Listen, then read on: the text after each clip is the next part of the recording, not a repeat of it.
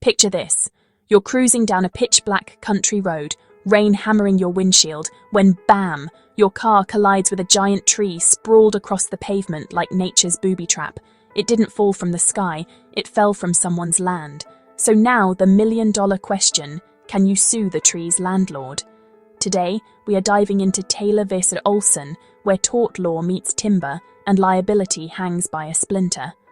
Welcome to 99 Rights Online, where legal boundaries get pushed and sometimes splintered. Today's episode dives into Taylor v. Olsen, the case that asks, when a tree falls in the road, does the landowner hear liability knocking? We're breaking down how far a landowner's duty stretches past the fence line, and what happens when nature meets negligence. Buckle up, it's about to get legally wild. Bonnie Bell Taylor was driving on a Clackamas County road when her car collided with a tree that had recently fallen across it. The tree had splintered from land owned by Marion Olsen, who was using the property for logging. Taylor sued Olsen and the county for negligence, arguing they failed to prevent a foreseeable hazard. The trial court directed a verdict in favor of both defendants. Taylor appealed, arguing that Olsen had a duty to inspect the trees near the road and should have recognized the danger. The tree's center was decayed, but the decay wasn't visible from the outside.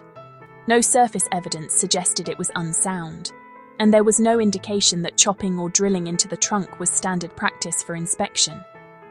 The court acknowledged that while landowners near public roads must exercise reasonable care, they aren't expected to perform invasive inspections unless there's visible cause for concern. The decision reflects a balance between public safety and practical land management. The court also weighed the economic burden of requiring landowners to inspect every tree near a road. In timbered regions, such a duty would be impractical and costly. The standard remains, actual or reasonably discoverable, dang. So, the court basically said, look, we want landowners to be careful, not tree whisperers with X-ray vision. If your property borders a public road, yes, you've got to keep an eye out for danger. But no, you don't have to go full lumberjack and drill into every trunk like it's a CSI episode. The ruling strikes a balance. Protect the public, but don't expect folks to launch a botanical investigation every Tuesday. If it looks sketchy, check it. If it looks fine, go back to sipping your coffee. For law students, Taylor v. Olsen is like the avocado toast of tort law. Basic, beloved, and surprisingly layered. It's the go-to case for figuring out when a landowner's oops turns into a lawsuit. For everyday folks, it's a reality check. Not every accident is a courtroom blockbuster.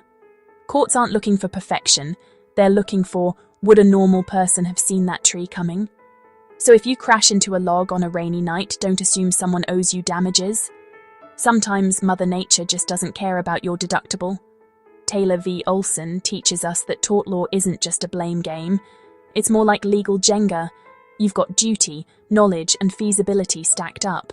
And if one piece wobbles, the whole liability tower might tumble. It's not about pointing fingers every time a tree takes a nosedive. It's about asking, could someone reasonably have seen this coming? Or was it just Mother Nature throwing shade? It also teaches us that tort law isn't just about blame. It's about balancing duty, knowledge, and feasibility. For more case briefs and creative law study tools, subscribe to 99 Rights Online. Let's make the law make sense, together.